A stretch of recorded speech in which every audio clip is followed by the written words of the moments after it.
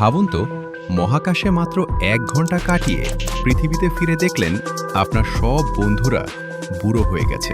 এটা কোনো science fiction নয়, বরং বিজ্ঞানের কঠিন সত্য।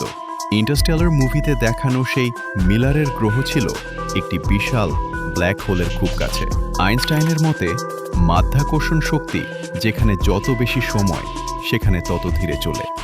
ব্ল্যাক হোলের দানবীয় আকর্ষণে ওই গ্রহের সময় একদম থমকে যায়, যার ফলে ওই গ্রহে কাটানো মাত্র ১টি ঘন্টা পৃথিবীর দীর্ঘ ৭টি বছরের সমান হয়ে দাঁড়ায়। অর্থাৎ সেখানে একদিন থাকা মানে পৃথিবীতে ১৫০ বছর পার হয়ে যাওয়া। তাত্ত্বিকভাবে এটি সম্পূর্ণ সম্ভব এবং মহাকাশ বিজ্ঞানে একে বলা হয় টাইম ডাইলেশন। সময় যে কতটা রহস্যময় তা কি আপনি আগে জানতেন? এমন সব মাথা নষ্ট করা মহাকাশ রহস্য জানতে টপ রহস্য এখনই সাবস্ক্রাইব করুন। দেখা হবে পরের ভিডিওতে।